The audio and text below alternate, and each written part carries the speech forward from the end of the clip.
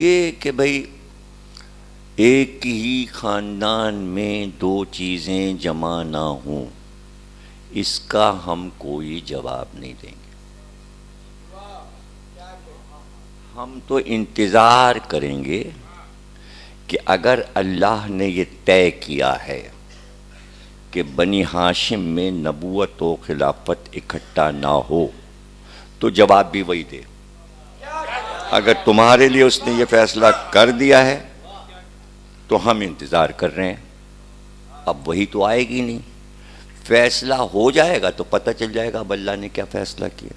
لیجئے 25 سال گزر گئے، 25واں برس تھا کہ علی کے باغ کے چاروں طرف کئی لاکھ آدمی کھڑے تھے۔ ہم آپ کی بیعت کرنے آئے۔ اب علی کہہ سکتے تھے کہ کیا پاگل تو نہیں ہو گیا؟ اے اللہ کا فیصلہ ہے کہ بنی ہاشم میں ایک بھائی نبی ہو اور دوسرا خلیفہ ہو، یہ کیسے ہو سکتا؟ تم اللہ کا فیصلہ بدلنے آئے ہو تو پہلے اللہ کا فیصلہ سنا دیا، اب امت نے خود ہی اللہ کا فیصلہ بدلا، غدیر میں بھی بدلا، یہاں بھی بدلا۔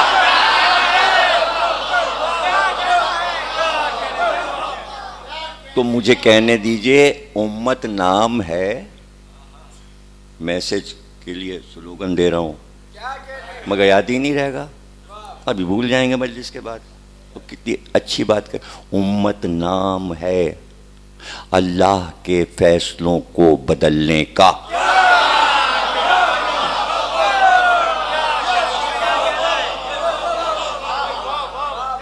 سچا فیصلہ بھی بدل دیتے ہیں، جھوٹا فیصلہ بھی بدل دیتے ہیں۔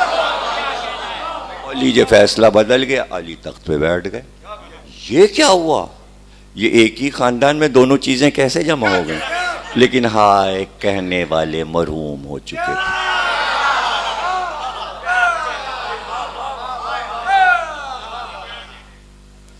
وہ تو مرحوم ہو چکے، ہاں سننے والے بیٹھے ہوئے۔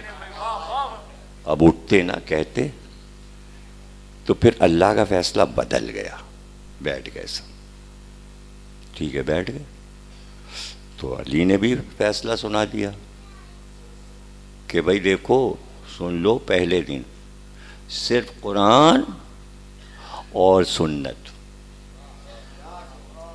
اب کسی میں ہمت بھی نہیں اٹھ کے کہے کہ شورا میں تو ہم نے آپ سے ایک اور چیز پیش کی، سمجھے تھے اگر کچھ تڑپڑ کی تو علی چلے جائیں گے گھر میں اور کہیں گے جاؤ کسی اور کو بنا لو۔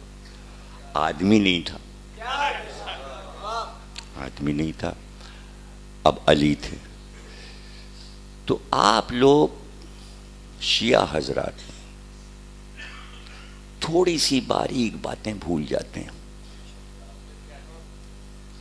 کہ مولا علی حاکم، تو آپ یہ کیوں بھول جاتے ہیں کہ مولا کو جو امت ملی ہے وہ 25 برس پرانی امت ملی ہے، رسول اللہ کے دور والی نہیں ملی۔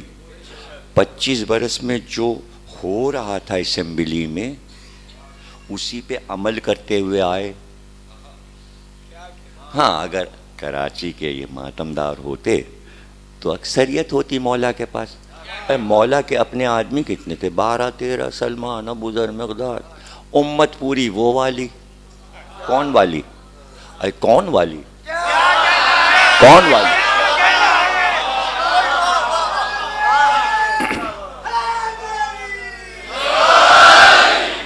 تو بھائی سلمان، ابوذر، مقداد، عمار نے تھوڑی مولا کو بنایا تھا،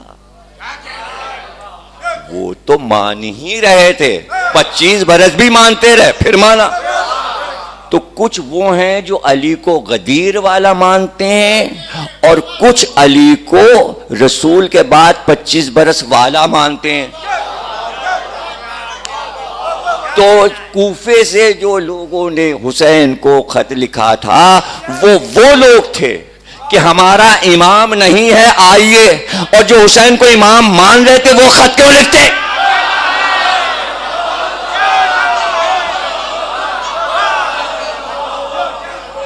اب فرق سمجھ گئے نا آپ؟ تھوڑا سا فرق سمجھ. لیکن جو حسین کو ازل سے امام مان رہے تھے وہ حبیب، زہیر، مسلم ابن اوسجا، عابس، شبیب وہ پہنچ گئے. اور جو کہہ رہے تھے اب مانیں گے آئیے، تو کچھ وہ تھے تھوڑے سے جو علی کو مان رہے تھے اور کچھ نے اب مانا. تو علی کس کے حاکم ہوئے؟ کس کے حاکم ہوئے؟ جمہوریت کے، امامت کے نہیں، نبوت کے نہیں، جمہوریت کے حاکم ہیں. اور 4.5 سال رہے، 4.5 سال رہے، اور اس کے بعد اسی امت نے علی کو معزول کر دیا. معزول کر دیا. یہ جمہوریت میں ہوتا ہے، یہ نبوت میں نہیں ہوتا. یہ امام اللہ اپنے نمائندے کو کبھی معزول نہیں کرتا. تو عقیدے 2 ہیں. ایک یہ کہ آپ اپنے امام کو معزول کر سکتے ہیں، یہ عقیدہ الگ ہے. اور جو یہ یقین رکھتا ہے کہ ہمارا نمائندہ جو ہم جس کو مان رہے ہیں اللہ بناتا ہے، ہم اسے معزول ہی نہیں کر سکتے. تو 14 صدیاں گزر گئیں، 14 کو مانتے ہیں. کچھ لوگ معزول شدہ کو مان رہے ہیں، اپنے ہی معزول کیے ہوئے. اب یہ دیکھیے فرق ہے، بس ذرا سا سمجھ لیجئے. اس میں نہ کوئی سیاسی بات ہے نہ کوئی تاریخی بات ہے، یہ سب سامنے کی باتیں.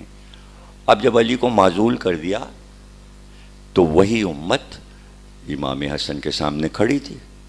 تو اب حسن معزول شدہ خلیفہ کے بیٹے ہیں، اور جو ازل سے حسن کو مان رہے ہیں وہ تھوڑے سے ہیں، اور جو جمہوری نظام لیے کھڑے ہوئے ہیں وہ حسن کے سامنے.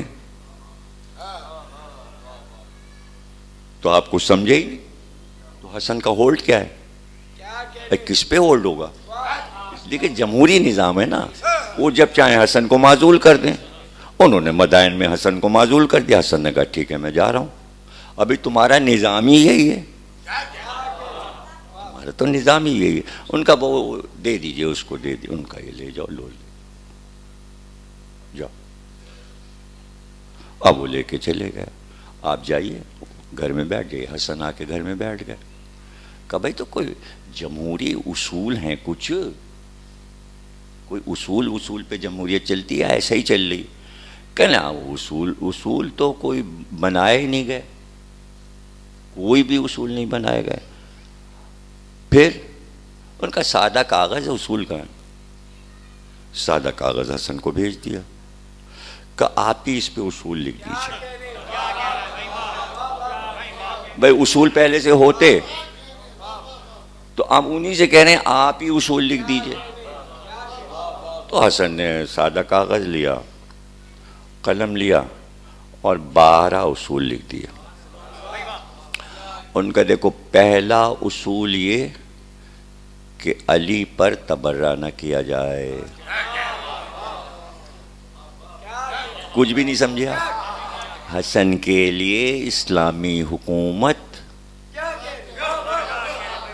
زکوٰۃ ہے علی کی فضیلت پر.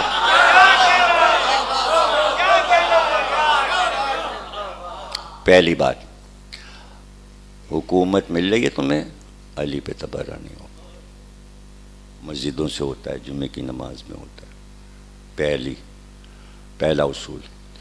دوسرا اصول، جہاں جہاں علی والے ہیں انہیں تم قتل نہیں کرو گے. کسی گاؤں میں کسی دیہات میں کہیں قرآن پر عمل کرو گے، سنت پر عمل کرو گے. ہو گئے نا بھائی. آخر میں لکھا اور اگر تم میری زندگی میں مر گئے، تم میرے سامنے مر گئے، تو تم جب مر کے جا رہے ہو تو کسی کو حاکم نہیں بنا سکتے. یہ حکومت پھر میرے پاس واپس آئے گی. اور اگر میں پہلے مر گیا اور تم زندہ رہے اس کے بعد بھی تمہیں بنانے کا حق نہیں ہوگا، اس لیے کہ پھر سلطنت اور یہ حکومت میرے بھائی حسین کی طرف پلٹے گی۔ اصول لکھ کے دے دیے، سادہ کاغذ بھیجا تھا، حسن نے اصول لکھ دیے، اور اس نے پڑھا اور پڑھ کے کہا دیکھو بھائی امت والو، میں نے اس لیے سلطنت نہیں حسن سے چھینی ہے کہ تمہیں خوب نمازیں پڑھواؤں اور روزے رکھواؤں اور حج اور زکوٰۃ کرواؤں، میں نے حکومت لی ہے اپنی بات اور اپنی سلطنت بنانے کے لیے، تاکہ میں اپنے خاندان والوں کو مضبوط کروں اور تم سب میرے غلام ہو۔ اور رہ گیا یہ حسن کا کاغذ، نیچے پھینکا اور جوتے سے ایسے ایسے مسئلہ کا یہ ساری شرطیں ہمارے پیر کے نیچے۔ اس کو کہتے ہیں جمہوریت۔ یہ یہ ہے جمہوریت۔ تو جناب عالی اصول پہ بات کون کرے بیٹھ کے؟ اصول پہ کون بات کرے؟ اس طرح یہ غدیر چلتی ہوئی کربلا سے جڑ گئی، اس طرح جڑ گئی کہ اب لوگ کہتے ہیں یہ حسین مدینے سے نکلے کیوں؟ کیا کون سی پابندی ہے نکلنے پہ؟ ابھی اللہ کے گھر جا رہے تھے، مطلب حسین کہیں بھی جا سکتے ہیں، ساری ملکیت ان کے نانا کی ہے، وہ مکے جائیں، مدینے جائیں، عراق جائیں، کہیں بھی جائیں۔ لوگ سمجھے ہی نہیں کہ وہ نکلے کیوں۔ وہ اس لیے نکلے کہ تمہاری زندگی کے اصول ترتیب نہیں پائے۔ جب زندگی کے اصول امت کے نہیں ہیں تو حکومت کے اصول کیا بنائے گی؟ کیسے بنائے گی؟ پھر یہی ہوا کہ چونکہ صرف اتنا سا کام ہوا 25 برس میں، علی خاموش بیٹھے رہے، کام یہ ہوا کہ بھائی یہ جو منصب ہے رسول کے بعد والا، ہر گھر میں یہ تمنا دل میں پلے، ہم بھی ہو سکتے ہیں، ہم بھی ہو سکتے ہیں، ہم بھی ہو سکتے ہیں، ہم بھی ہو سکتے ہیں، ہم بھی ہو سکتے ہیں۔ یہاں تک یہ 53 ملک آ گئے۔ 53 اس لیے بن گئے، ایک کے 53، کہ جہاں جہاں دل میں یہ تمنا، ہم بھی ہوں، ایک انہوں نے بنا لیا، ہم بھی ہوں، ایک انہوں نے بنا لیا، ہم بھی ہوں، ایک انہوں نے بنا لیا۔ اسی طرح دین کے لیے تمنا پلتی رہی، ہم بھی دین کے سربراہ ہوں، ایک فرقہ بنا، پھر دوسرا فرقہ بنا، پھر تیسرا بنا، یہاں تک کہ 72 بن گئے اور 53 ملک بن گئے۔ یہ ہوا انجام غدیر کو چھوڑنے۔ اب غدیر کے بعد سدھار کیسے ہو؟ اس لیے کہ امت تو امت کی تھوڑی ہے، کتنے ایسے قیمتی جملے ضائع کرتے رہتے ہیں، ضائع کرتے رہتے ہیں، بیٹھے رہتے ہیں، سمجھتے ہی نہیں ہیں آپ۔ کتنے پیارے پیارے جملے میں کہہ دیتا ہوں، وہ تو جب کتاب لکھی جاتی ہے میں پڑھتا ہوں، میں نے کہا چلو ان کے ذریعے سے جملہ تو آ گیا، لکھ تو گیا نا، یہ نہیں سمجھے تو نہ سمجھیں۔ امت امت کی نہیں ہے، امت حسین کی ہے۔ امت حسین کی۔ کچھ تو اصول انہیں دے دوں، تو اس لیے نکلے تھے پاگلو، جس کو بنایا جاتا ہے سربراہ وہ زانی نہیں ہوتا، وہ شرابی نہیں ہوتا، وہ فاسق نہیں ہوتا، وہ فاجر نہیں ہوتا۔ اگر تم نے ایسا حاکم بنایا تو غیر اقوام یہ سمجھیں گی پوری قوم ایسی ہے جب سربراہ ایسا ہے۔ اب لاکھ نمازیں پڑھو، روزے رکھو، حج کرو، لوگ کہیں گے یہ بھی وہی کرتے جو یہ کر رہا ہے۔ تو حسین نے کہا مجھے مان لو تاکہ پردہ پڑ جائے۔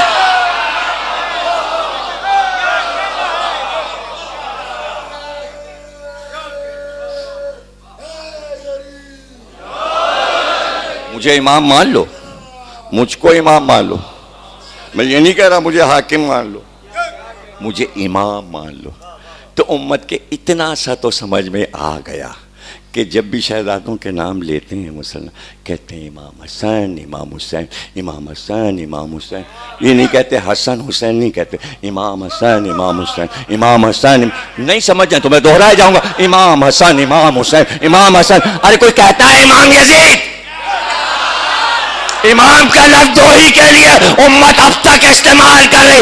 ایسا رسول نے امام بنایا تھا. مسجد کے امام تو بہت بنا لیے مگر تخت کا امام کوئی نہ بن سکا.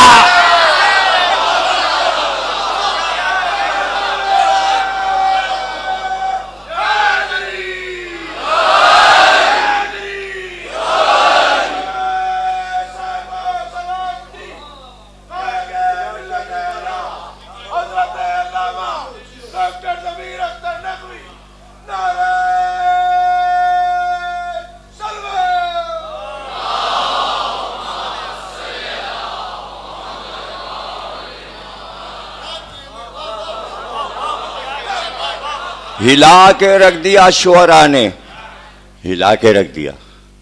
کا امام حسن اور امام حسین بس یہی ہیں. یہ اتنے سارے امام, امام صاحب مسجد کے امام صاحب. میر تقی میر نے کہا کہ ہم مٹی خراب کر دیں گے. میر تقی میر نے مسجد میں ہوا آ کے امام آج کہاں سے, مسجد میں ہوا آ کے امام آج کہاں. کل تک تو یہی میر خرابات نشیں تھا.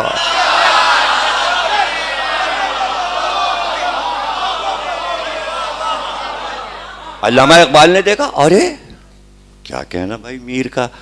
انہوں نے تو سمجھایا کہ امامت تو صرف امام حسن اور امام حسین, اتنے سارے امام کیوں بن گئے.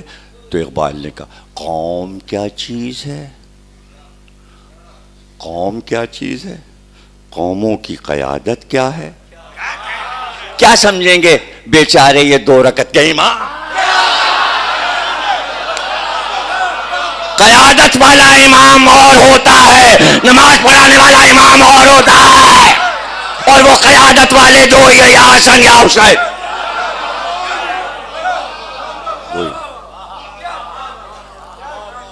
دو ہی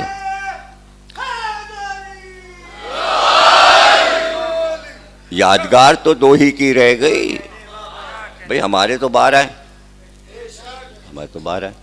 ابھی میں جمادی ثانی میں مئی کے مہینے میں جو لندن گیا, مجالس ختم ہو گئی تو وہاں کا TV DM TV, اس نے کہا ایک آدھ پروگرام ہمارے یہاں کر دیجئے, اسلامی پروگرام ہوتے ہیں. میں نے کہا یہاں لندن میں کیا ضرورت ہے اسلامی پروگرام کرنے. ارے کہنے لگے نہیں بحث چل رہی ہو یہ اور وہ ہے. کون ہوگا بھائی. ان کا بھائی وہ ایک مسجد کے بہت بڑے مدرسے کے عالم ہیں دیوبندی مولانا, وہ ہوں گے اور آپ ہوں گے. میں نے کہا موضوع کیا ہے.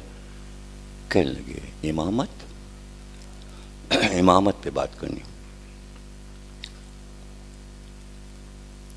خیر مذاکرہ شروع ہوا.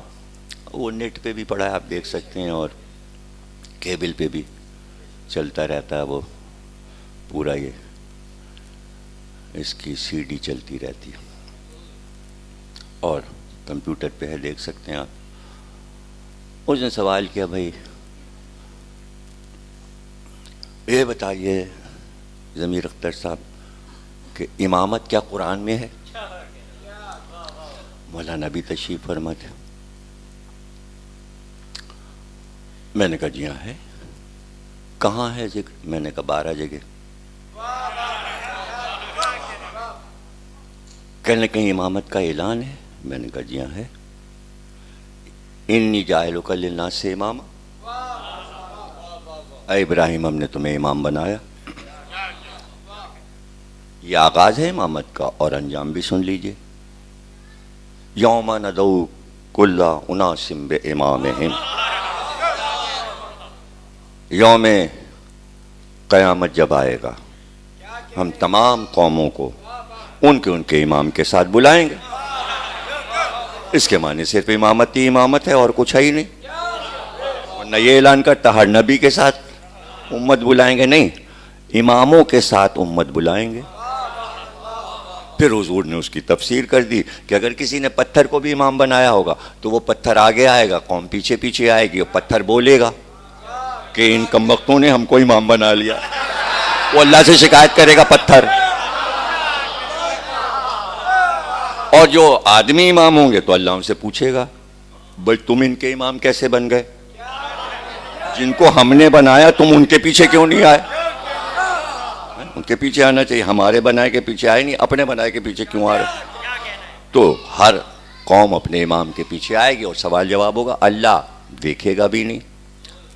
تو انہوں نے کہا کہ بھائی ایک اور سوال انہوں نے کیا کہ اچھا تو پھر آپ یہ آیتیں جو پڑھ رہے ہیں تو آپ کس کو اپنا امام مانتے ہیں؟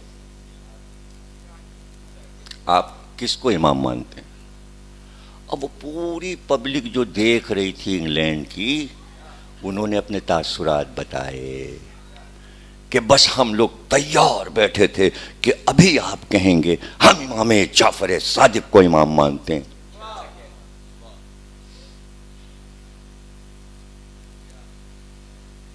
تو میں نے کہا آپ پہلے ان سے پوچھ لیجئے پھر میں بھی آپ کو بتا دوں گا۔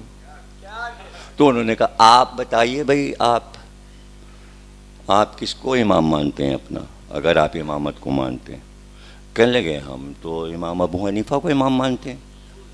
اب انہوں نے ہم سے کہا آپ کس کو امام مانتے ہیں؟ تو اب ساری پبلک کہہ رہی ہم تو یہ سمجھے آپ امام صادق کا نام لیں گے، اس لیے کہ وہ استاد تھے اور یہ شاگرد۔ تو جب انہوں نے ہم سے پوچھا آپ کسے امام مانتے ہیں، ہم نے کہا امام مہدی کو۔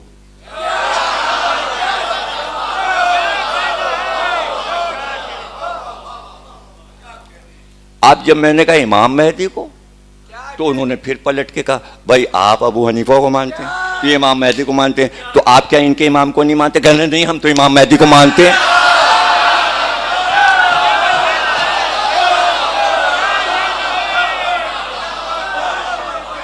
ہم تو امام مہدی کو مانتے۔ تو وہ جو آفس میں بیٹھے تھے سارے لوگ، تو ہمارا ایک جاسوس وہاں بیٹھا تھا، وہ یہاں بھی کہیں بیٹھا ہے، اس سے پوچھ لیجئے گا۔ تو وہ سب کہنے لگے اے ملا تو اپنے دینی سے پھر گیا۔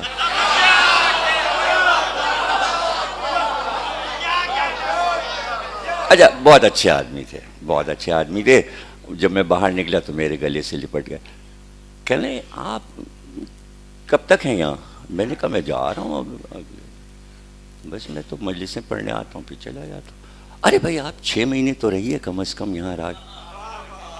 میں نے کہا میں کیا کروں یہاں 6 مہینے؟ کہنا نہیں آپ میرے یہاں رہیے، میرے مدرسے میں رہیے، اور آپ بہت قابل آدمی ہو، بڑا کام کر رہے ہیں آپ، میں دیوبندی آپ شیعہ، ہم دونوں مل کے یہاں اتحاد پہ کام کریں گے، آپ ہمارے مدرسے سے کام کیجئے اور ہمارے ساتھ رہیے۔ تو میں نے سوچا بھیا دیوبندی تو بلا رہے ہیں ہم کو لندن کہ ہمارے ساتھ مل کے کام کیجئے، اور وہاں جو کراچی میں شیعہ علماء ہیں وہ ہماری صورت نہیں دیکھنا چاہتے کہ کہیں سامنا نہ ہو جائے، مل کے کام کرنا کیسا۔ اچھا وہ بات کیا ہے، وہ دیکھیے کیسے آفر کر رہے ہیں کہ میرے ساتھ مل کے کام کیجئے، اس لیے کہ انہوں نے کام کیا، تو انہیں معلوم ہے یہ آدمی کام کا ہے، اور کام سے کام کا مقابلہ ہوتا ہے۔ یہاں جو سب منہ چھپاتے ہیں انہیں معلوم ہے ہم ان کا سامنا کیسے کریں، ہم نے تو کوئی کام ہی نہیں کیا، یہ تو کام کیے جا رہے ہیں، ارے ہم ان سے کیسے ملیں گے، ہمارا ساتھ دو۔ 300 کتابوں میں سے 3 کتابیں ہم نے بھی لکھی ہوتی تو پھر ہوتا نا۔ تو وہ ایسے کر لے، ہمارے سامنے دلہن بن جاتے ہیں، پردہ کر کے نکل جاتے ہیں۔ اچھا اب میں تو بھائی عمر کے لحاظ سے میں تو رہا نہیں، سب تو میرے سلموں ہیں۔ ایک دور تھا کہ جب یہ سامنے والی مسجد کچی تھی اور یہ نہیں بنا تھا، میدان تھا، تو جب اشرا پڑھتے بھائی تمہارا تو بچپنا تھا نا، اور تمہارے والد علی صاحب ٹرسٹی تھے، اس زمانے میں نے اشرا پڑھا سن 70-71 پڑھا نا، بیچ میں گیپ ہوا، پھر اس کے بعد دوبارہ پیارے جب بڑے ہوئے، ہے نا، تمہارا بچپنا مجھے یاد ہے، چائے پلانے آگے آگے، اور ان کے والد ماشاءاللہ جنہوں نے یہ سب کارنامہ ہے جن کا. یہ جہاں آپ ہمارے ساتھی لوگ کھانا کھاتے ہیں نا، ان کا گھر ہے علی صاحب ٹیسٹی کا، جنہوں نے یہاں بڑی محنت کی. تو اس وقت جب میں یہاں عشرہ پڑھتا تھا سن 70-71 میں، تو اس وقت میں سلمہ تھا اور میرے اوپر سارے ذاکر میرے بزرگ تھے. کچھ نہیں سمجھے آپ. اب وہ جب سب مر گئے، اب جب نئے آئے، تھوڑا بہت پڑھ کے جب آئے تو میں بوڑھا ہو چکا تھا، وہ بچے تھے. اب ان سلمہ لوگوں سے میں جا کے کہوں آؤ میرے ساتھ کام کرو، اور جو کام وہ کر رہے ہیں، تو بڑے کام والا چھوٹے کام والوں کے ساتھ کیسے کام کرے؟ تو جناب علی مسئلہ سارا یہ. اچھا مشورہ بھی نہیں لیتے، حالانکہ کل میں نے بتا دیا تھا بوڑھے کے مشورے کے بغیر کامیابی نہیں ملتی.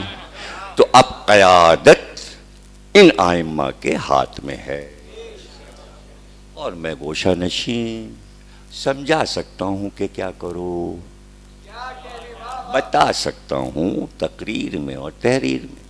اب کوئی نہ تحریر پڑھے نہ تقریر سنے تو گائیڈ لائن کیسے ملے گی؟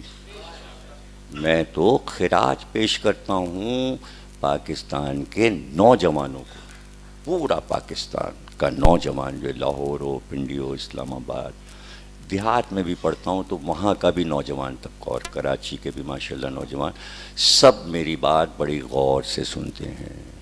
اور حد ہو گئی لکھنؤ کے نوجوان، حیدرآباد دکن کے، بنگلور کے، جہاں گیا نوجوان طبقہ سب سے آگے. تو ایک کامیابی یہ ہوئی کہ یہ پیغام آگے جائے گا، اس لیے کہ جو بچے سن رہے ہیں وہ اگلوں کو سنا دیں گے. اس پر ہو گیا اطمینان. اگر بڈھے صرف یہاں بیٹھے ہوتے تو میں سمجھتا خطرہ ہے، اس لیے کہ بڈھوں کا حافظہ خراب ہوتا ہے. سارے بڈھے بھول گئے کہ غدیر میں کیا ہوا تھا.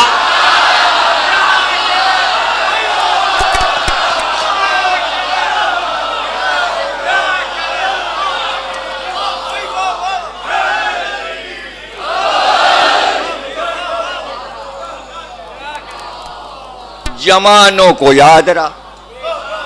اب جو وہ چھوٹی پارٹی تھی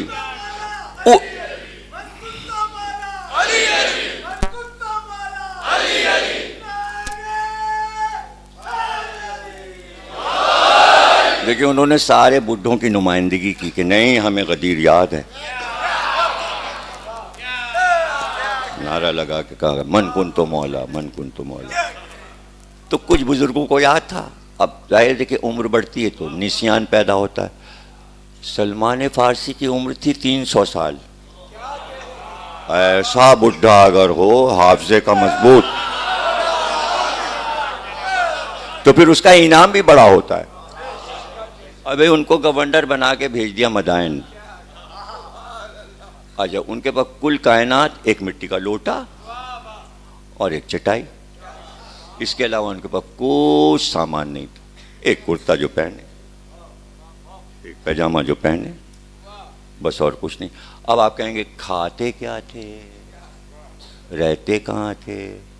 ابھی رہتے کہاں؟ کسی پیڑ کے نیچے سو گئے، مسجد میں سو گئے. اور سوتے ہوتے کہاں تھے؟ 300 برس کی عمر میں نیند کہاں آتی ہے؟ لیکن جیسے جیسے عمر بڑھتی ہے نیند ختم ہوتی ہے.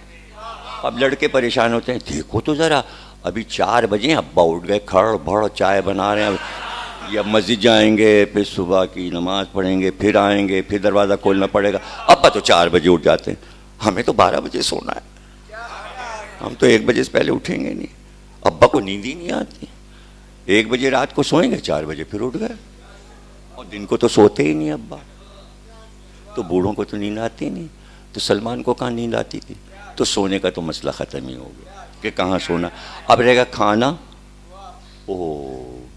کھانا اگر لگ گئی بھوک،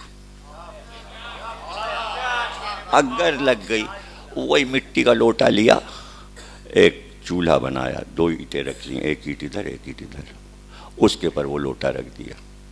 اب اس میں کوئی بھی چیز ڈال دی لا کے بازار سے، شلجم، چقندر یا آلو اور کچھ، اس کے بعد پیر کا انگوٹھا اس کے نیچے رکھا۔ اب کچھ لڑکوں کے پاس بڑا کمال ہوتا ہے بھائی، بڑی حیرانی ہوتی ہے، جو سگریٹ پیتے ہیں لڑکے وہ کمال دکھاتے ہیں۔ ماچس نکالی اور تیلی لی، اور بھائی اس میں مسالہ لگا، اس پہ ایسے کرو، کر لو، نہیں تیلی نکالی، ارے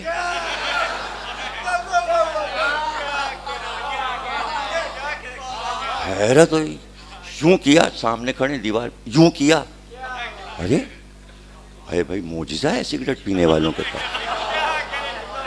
سلمان کے پاس نہ ہوتا، جیسے ہی انگوٹھا یوں رکھا اس میں سے آنچ نکلنے لگی اور کھانا پکنے لگا۔ ابو ذر بھاگے گئے رسول اللہ سے کہا یہ دیکھیے تو ذرا انگوٹھے سے آگ نکالنے، کھانا پکا، کہنے وہ 10 درجے پہ فائز ہے، تم 9 درجے پہ فائز۔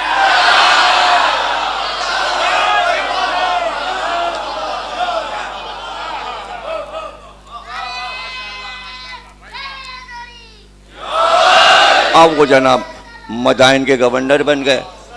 انہوں نے کہا بھائی میں کہاں گورنر ہی کہاں، اب گورنر کی شان تو آپ نے دیکھی ہے نا، کیا پروٹوکول ہوتا ہے اور کیا سب آپ نے پڑھا ہوگا اخبار میں، اب تو ٹیلی ویژن میں بھی دیکھ سکتے۔ اور وہ 3 سال کے بوڑھے ایک لوٹا چٹائے، میں کیسے گورنر ہی کروں؟ بھاگے مولا علی کے پاس آئے، کہنے لگے کہ گورنر بنا رہے ہیں، کہنے تو جاؤ۔ اے مولا یہ سزا ہے، کہاں یہ سزا تمہیں مل رہی ہے؟ مولا میں نے تو کبھی کوئی ایسا کام ہی نہیں کیا، نہ عبادت میں کمی کی، نہ روزے میں، نہ نماز میں، نہ قناعت پسندی میں، نہ زہد میں، میرے ہاں تو کوئی کمی نہیں ایمان میں۔ کہا نہیں ایک کمی ہے، اسی کی سزا ملی ہے، اسی کی سزا ملی جو گورنر بنایا جا رہا ہے۔ کہا مولا وہ بتا تو دیجئے کیا؟ کہا دل میں تم نے صرف اتنا سوچا تھا علی نے تلوار کیوں نہیں نکالی؟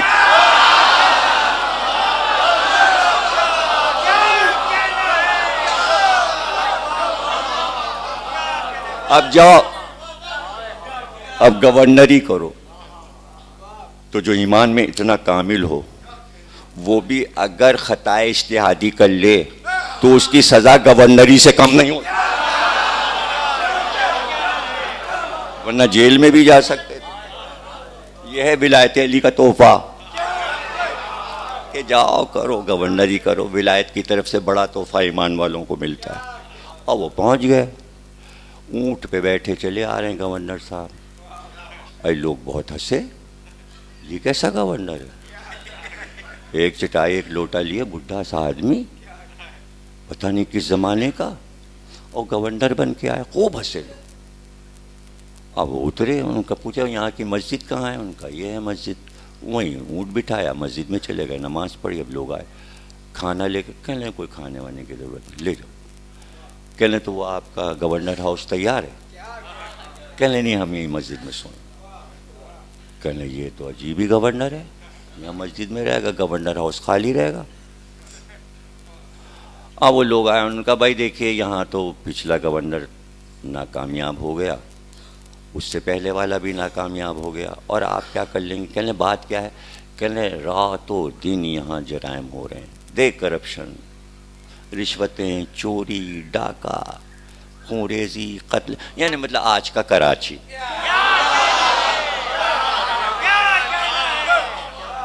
ہنگامہ مچا ہوا ہے۔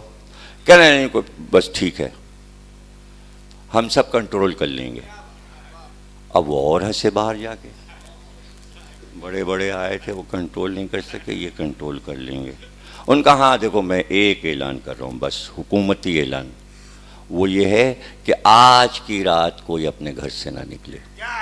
اب اس پہ اور لوگ ہنسے، یعنی یہ کون سا اعلان ہے؟ ہم لوگ تو رات ہی کو 2-10 بجے کے بعد بیٹھکوں میں نکلتے ہیں، ہوٹلوں پہ چائے وائے پینے۔ اب یہاں یہ اعلان دیکھیے آپ نکلیے گا نہیں، اسکوٹر پہ نہیں بیٹھیے گا، اسکوٹر نہیں نکلیے گا، ہوٹلوں میں نہیں بیٹھیں اور یہاں نہیں بیٹھیں اور سڑک کے کنارے نہیں بیٹھیں۔ سلمان نے ایک ہی اعلان کیا، بس گھر سے نہیں نکلیے گا۔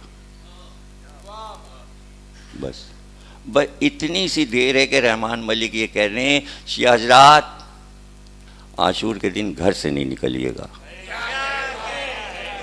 دل ان کا یہی چاہ رہا ہے کہ یہ اعلان کریں. جب وہ یہ کہہ سکتے ہیں کہ زیارت پہ نہ جائیے، کوئٹے میں راستے میں خطرہ ہے. اچھا پڑھا ہی نہیں کچھ کہ ہاتھ کٹ رہے ہیں، پیر کٹ رہے ہیں، پھر بھی زیارت پہ چلے جا رہے ہیں، تو وہ کوئٹے کا راستے کی وجہ سے زیارت ہی چھوڑ دیں؟ یہ کیا بات ہے بھائی؟ کراچی کے حالات کی وجہ سے ماتم ہی چھوڑ دیں، عاشور ہی چھوڑ دیں؟ تو چونکہ شیعوں کی تاریخ نہیں پڑھی. جب آل محمد کی تاریخ نہیں پڑھائی جاتی پاکستان میں، تو شیعوں کی تاریخ کون پڑھائے گا؟ آپ کہیں گے یہ کون سا جملہ کہہ دیا، اس سے بڑا جملہ کہیے. اچھا تو اس سے بڑا جملہ، جب حضور کی حیات طیبہ نہیں پڑھائی جاتی،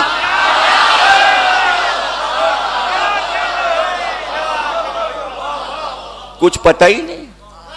ایک دن کسی نے کہہ دیا رحمان ملک سے کہ سورہ تلاوت کر دیجئے، کاش کے یاد رہ جاتی. پتہ نہیں کیا قل لا باللہ باللہ باللہ قل لا ہے، پتہ نہیں کیا کر آ کے انہوں نے پڑھ ہی دیا اور افتتاح ہو گیا. اب کیا کریں، پیارے کا غصے کے مارے برا حال ہے. پارٹی کے ہیں نا،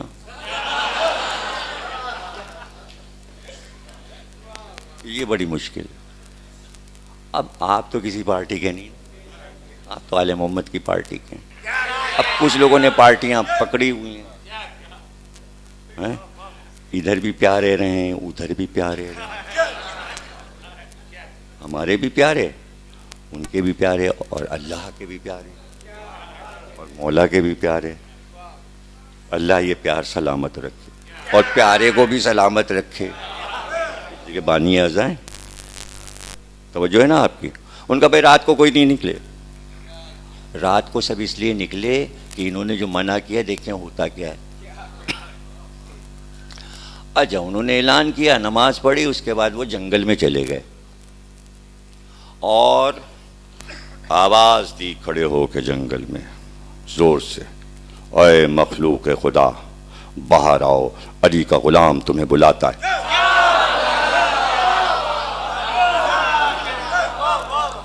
اتنے بڑے بڑے کتے، جنگلی کتے، دانت نکالے، زبان ہانپتے دوڑتے چلے، کالے کالے کتے خوفناک. سب آ کے سلمان کے سامنے رک گئے اور اس کے بعد سلمان نے کہا آج کی رات اس شہر کا انتظام تمہارے سپرد. یہ کہہ دو بس جناب. وہ سب دیکھنے نکلے تھے، یہ جا کے نماز پڑھ کے مسجد میں سو گئے. صبح جو اٹھے تو شہر میں واہ ویلا، رونے کا غل. بھائی کیا ہوا؟ ارے آپ کو پتا ہے رات کو ہر گلی میں لاشیں لاشیں لاشیں. کتوں نے ٹانگیں چیر دیں، کتوں نے سب کو مار ڈالا. تو سلمان ایمان کے بھیجے کتے شہر سنبھالتے ہیں اور امریکہ کے کتے شہر کو برباد کرتے ہیں.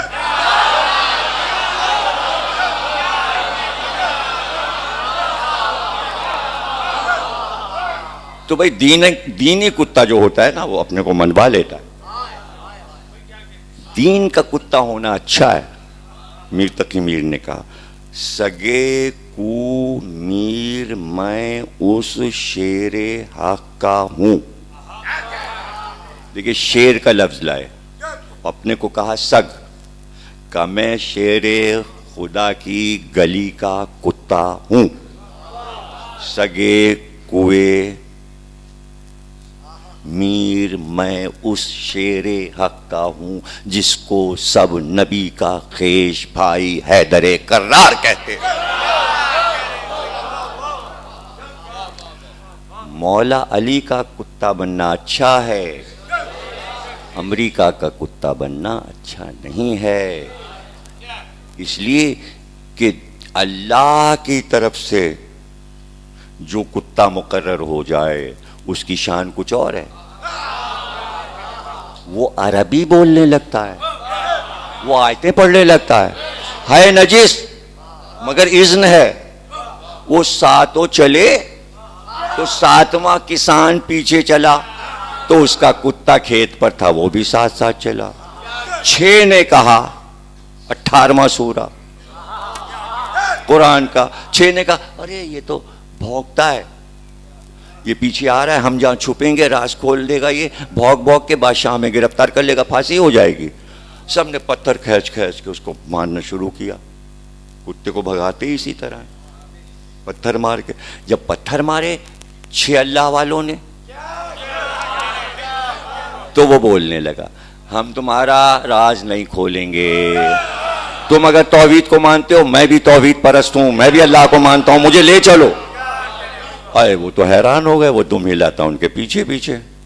اب وہ پہاڑ میں چھپے سو گئے، وہ بھی دروازے پہ غار پہ بیٹھ کے ایسے اس نے دونوں آگے کے پنجے رکھے، اس پہ منہ رکھا اور وہیں بیٹھ گیا۔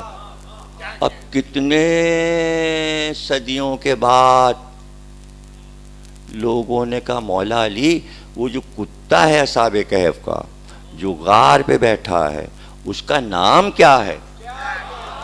کہا قطمیر۔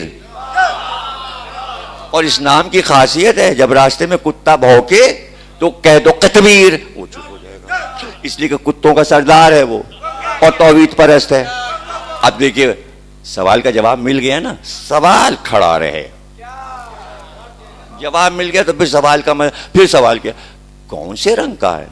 کہا آدھا سفید آدھا کالا۔ اصحاب کہف کو نہیں پوچھ رہے خیریت، کتے کی خیریت پوچھ۔ مولا نے بتا بھی دیا۔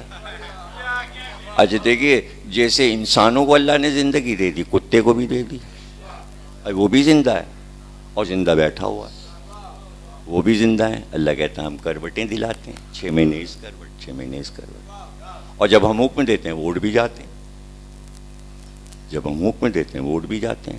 ایک دن رسول اللہ نے مولا علی سے کہا کہ بھئی چادر بچھا دو، علی اس پہ بیٹھ گئے، تم بھی بیٹھو تم بھی بیٹھو تم بھی بیٹھو۔ اور اس کے بعد علی سے کہا کہ یہ میری انگوٹھی لو۔ اس میں 2 نگینے جڑے تھے، ایک ہرا ایک لال۔ علی بیٹھ گئے اس پہ، ہاتھ کے اشارے سے جب ہری روشنی ڈالی چادر اٹھی اور ہوا پہ پرواز کرنے لگی۔ اب علی بتاتے چلے یہ فلاں ملک ہے، یہ فلاں ملک ہے، یہ فلاں ملک ہے، یہ فلاں ملک ہے، اور پھر جیسے ہی لال کی روشنی ڈالی چادر اترنے لگی اور علی ایک جگہ اتری اور کہا دیکھو یہ ہے وہ غار جہاں اصحاب کہف سو رہے ہیں۔ تو سب نے کہا مولا کیا وہ زندہ ہیں؟ کہا تو سنو۔ علی نے آواز دی غار کے دروازے پہ کھڑے ہو کے، اے اصحاب کہف تم پر ہمارا سلام۔ ساتوں باہر نکل کے آئے، کہا مولا آپ کی زیارت ہو گئی، آپ پر ہمارا سلام۔ آپ نے کہا اچھا اب جاؤ اب سو جاؤ، جب حسین کہے حل من ناصرین تو پھر اٹھنا اور پھر سو جانا، اور جب مہدی آواز دے تو پھر اٹھ جانا، اس کے بعد نیند نہیں ہے۔ سب مدینے واپس آ گئے۔ رسول اللہ نے کہا تم سب جو علی کے ساتھ گئے تھے یہ واقعہ جو گزرا ہے اسے کہتے ہیں حدیث غمامہ۔ تو جب علی بعد میں پوچھیں کہ یہ واقعہ تمہیں یاد ہے تو گواہی دینا، اگر گواہی سے انکار کیا تو چہرہ بگڑ جائے گا۔ بعد میں علی نے پوچھا حدیث غمامہ یاد ہے؟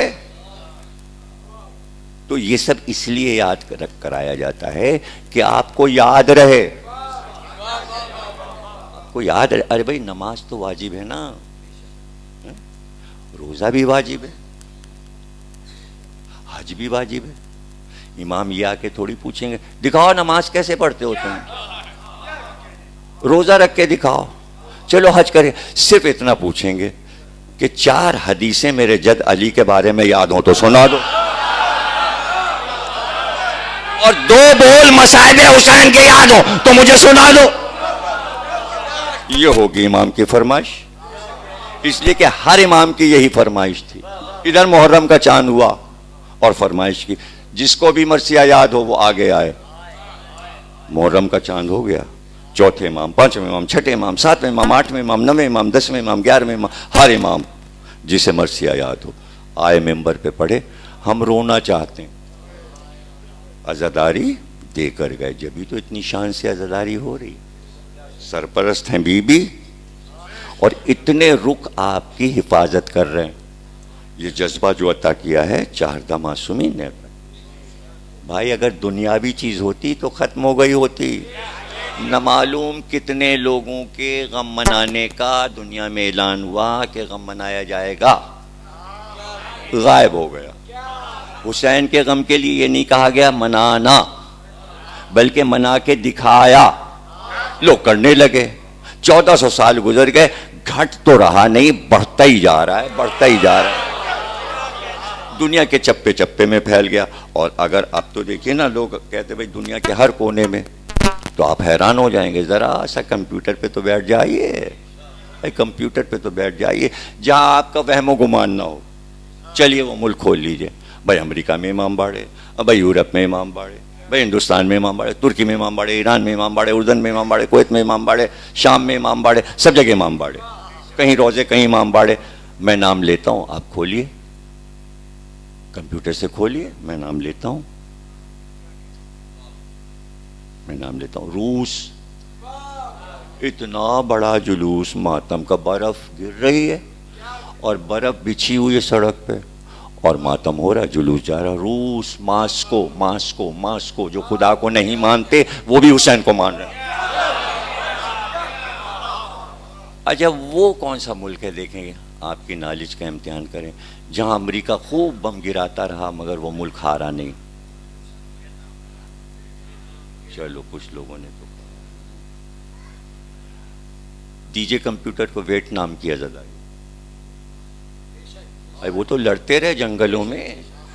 کھول کے دیکھیے کمپیوٹر، ویتنام کی عزاداری، چائنا کی عزاداری. پورا انٹرویو آپ کو بتائیں گے بھئی چائنا میں تعزیہ کیسے ہوتا. بینکاک کی عزاداری. ارے بھائی سنگاپور کی عزاداری. جتنا اونچا آپ کا امام باڑہ ہے اتنی اونچی زری اور باسوں پہ رکی ہوئی، اور کئی ہزار لاکھ کا مجمع اس کو اٹھاتا ہے اور اسی جگہ پہ گھومتے رہتے، پوری زری کو گھما رہے ہیں اور چاروں طرف لاکھوں کا مجمع.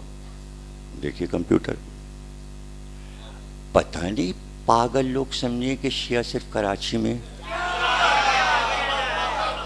ان کو بند کر دو، پنچولی میں، رضویہ میں، جعفر طیار میں، آنکھ سے نہ دیکھو کیا کرتے ہیں.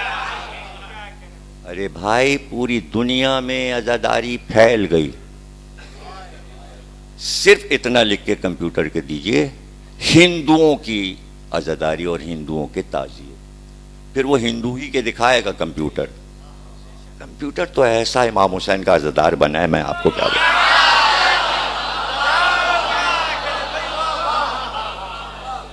بات ہی نہیں کرتا ہے امام حسین کا. اور صرف اتنا پوچھئے کمپیوٹر سے بھئی امام حسین کے کتنے لنکس ہیں. 33 لاکھ. 33 لاکھ. میں نے ایک سے کہا بھائی اگر 33 لاکھ دیکھنے بیٹھے ہیں تو کتنے دن میں دیکھیں گے. اس نے حساب لگا، اس نے کہا تقریباً 39 برس لگیں گے، لیکن شرط یہ کہ ہر سیکنڈ پہ ایک لنک کھلتا رہے، نہ کھانا کھائیں نہ سوئے نہ بس جاگتے رہیں، تو 39 برس میں سارے لنک دیکھ پائیں گے. ہے بھائی عزاداری معجزہ. بھائی تو آپ چلیے گھر میں بند کر دیجئے ہمیں. کمپیوٹر کھول لیا، مجلس سن رہے ہیں. ہزاروں طریقے ہیں، وہ دور گزر چکے. ملتان کے سادات سے پوچھیے، کہنے لگے بھائی ہم نے اپنے دادا کا دور دیکھا ہے، ایک دور ایسا آیا تھا یہاں عزاداری نہیں ہو سکتی تھی، تو ہم لوگوں نے گھر میں تہخانے بنوائے تھے، اس میں چھپ کے ماتم کرتے. اب تو سینکڑوں ہزاروں امام باڑے ملتان میں بنے ہوئے. بھائی رنگ تو بدل جاتا ہے نا. بھوپال میں نواب کی طرف سے حکم تھا خبردار کوئی حسین نہ کرے، بدعت ہے. تو اب کیا کریں بھائی، گھر میں ماتم ہو رہا ہے اور باہر پتھر کی چکی چلیے گھر گھر گھر، تاکہ اس کی آواز میں ماتم تو کر لیں. کس کس طرح عزاداری کی ہے؟ تو جب اس طرح کی ہے تو یہ بتائیے کہ اگر کسی احمق نے یہ سوچ لیا ہے کہ کراچی کی عزاداری کو نقصان پہنچا دے گا تو کیا نقصان پہنچا؟ احمق ہے. اور وہی نہیں سوچے بھائی حکومت آنی جانی شے ہے، عزاداری جامد ہے، حاضر ہے، اس کو رہنا ہے، اس کو جانا ہے. یہ زندگی لے کر آئی ہے قیامت تک کی. یہ تو قیامت میں ابھی فیصلہ ہوگا کہ آگے بڑھنا ہے عزاداری کو یا یہاں رکنا ہے. جب حسین آ جائیں گے تب پتہ چلے گا کہ اعلان کیا ہونا ہے. آیا جنت میں بھی ماتم کرنا ہے یا جنت کے دروازے پہ سوگ بڑھا دینا؟ ابھی کچھ پتہ نہیں ہے. یہ سمجھ جائیں جلوس کو ایرانیان تک جانا نہیں، جلوسوں کو جنت کے دروازے.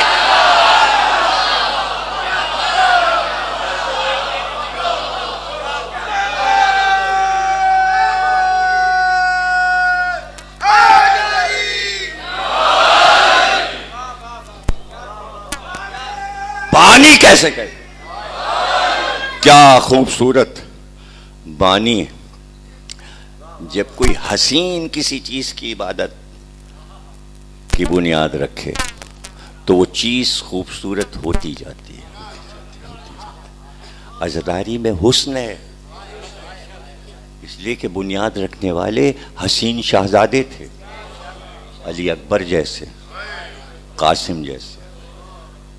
اور کیا میں مقتل کے جملے سناؤں آپ کو کہ حمید بن مسلم جو تاریخ لکھ رہا تھا تو جب شہزادہ آیا میدان میں تو ایک شقی نے کہا میں اسے قتل کروں گا، تلوار لے کر بڑھا.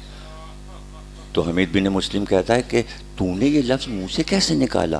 ارے دیکھ تو یہ تو چاند کا ٹکڑا لگ رہا، یہ کتنا خوبصورت بچہ ہے اور تو نے یہ طے کیا اس کو مارے گا؟ یعنی حصیں ختم کر دی گئی تھیں ظالموں کی کہ حسین کہہ رہے ہیں بھائی اس کو بھیج رہا ہوں جو رسول کی شبیہ ہے، جس کو تم مانتے ہو رسول.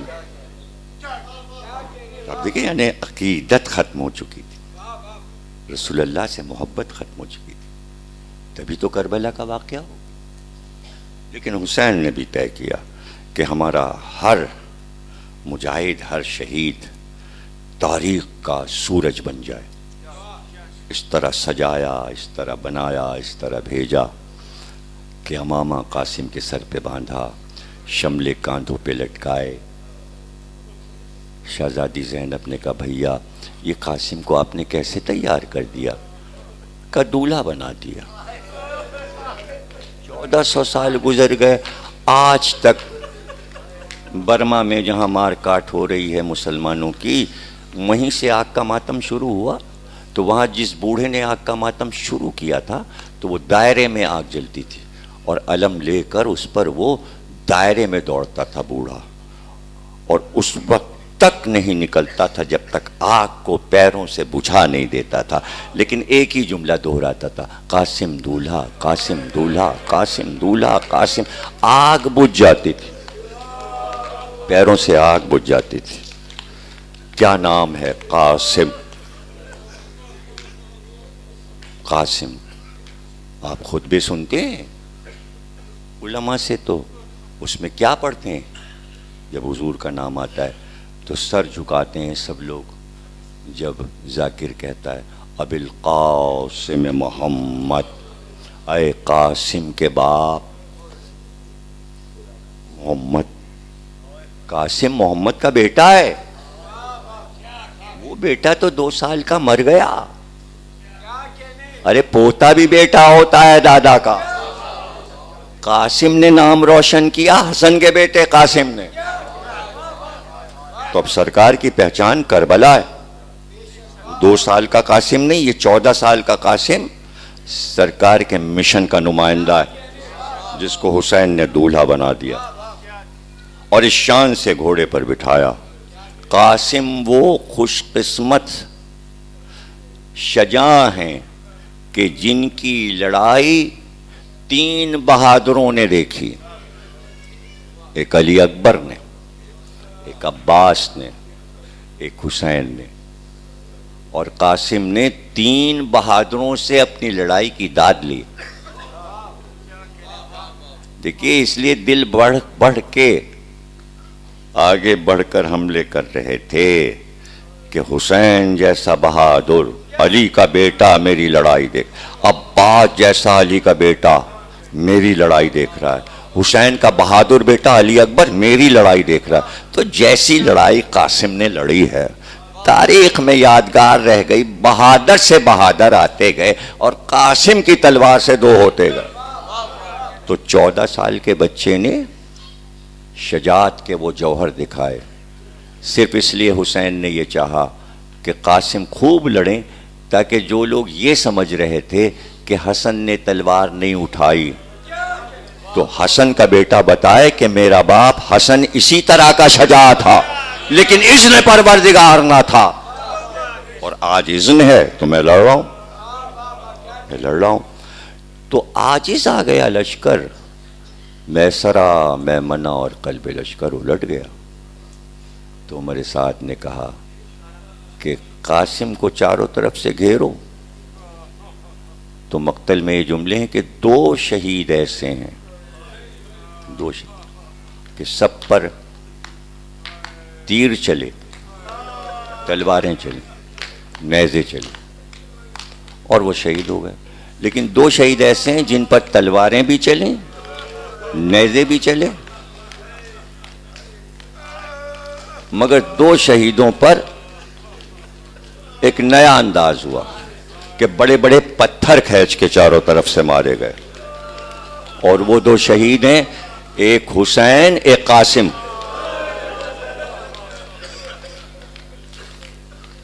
7 تاریخ ہو گئی اور ختم بھی ہو گئی، 8ویں شب شروع ہو گئی، اب صرف شب عاشور رہ گئی اور شب نو رہ گئی، اور یوں گزر جائے گی کہ بس ہم سوچتے رہ جائیں گے محرم آیا بھی اور چلا بھی گیا، اور دل بھر کے نہ رو سکے۔ آج کے شہزادے کا ذکر ہے، 7 تاریخ کو 2 ماتم ہوتے ہیں۔ ایک ماتم یہ ہوتا ہے کہ آج سے پانی بند ہو گیا اور خیموں سے اعلیٰ تش کی صدائیں آنے لگیں، اور ایک ذکر یہ سنتے ہیں کہ حسن کا لاڈلا جب گھوڑے سے گرا تو کیا عالم ہوا کہ حسین نے عباس کی طرف جلال کے عالم میں دیکھا۔ کہتے ہیں دونوں بھائیوں نے گھوڑے کو دوڑایا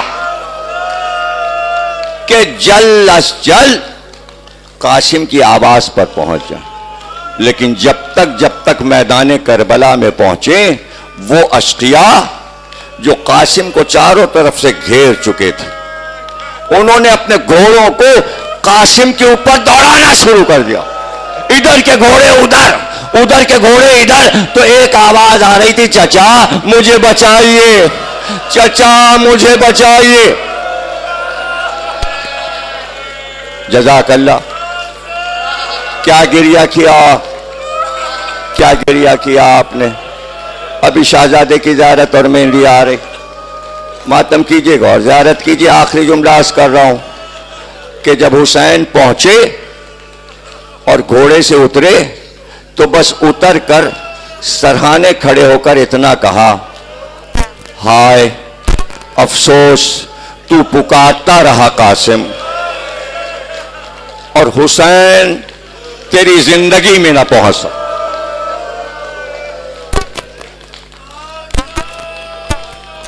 اب اس کے بعد جو بھی لکھا جائے مقتل میں کم ہے، اور بیان کرنے کے لیے الفاظ نہیں ہیں، اس لیے ذاکرین بہت کم لفظوں میں صرف اتنا کہہ دیتے ہیں کہ حسین نے اپنے دوست سے عبا اتاری اور زمین پہ بچھا دی۔ میں تو اس کے آگے پڑھتا ہی نہیں ہوں، بس اتنا ہوا کہ اس عبا کو لپیٹ کر کاندھوں پہ رکھ کر در خیمہ پر آئے۔ جملہ بس میں اتنا ہی پڑھ دیتا ہوں کہ ام فروا دروازے پہ کھڑی تھی اور ایک بار پکار کر کہا، حسین جو بھی گیا اس کا لاشا تم اٹھا کر لائے. میرے بچے نے کیا خطا کی؟ میرے قاسم کا لاشا کیوں نہ لائے؟ میرے قاسم کا لاشا کہاں ہے میرے قاسم کا لاشا؟ میں تو منتظر ہوں. تو ایک بار ابا کو زمین پہ رکھا، کہا بھابھی آپ کے بچے کا لاشا. ماتم حسین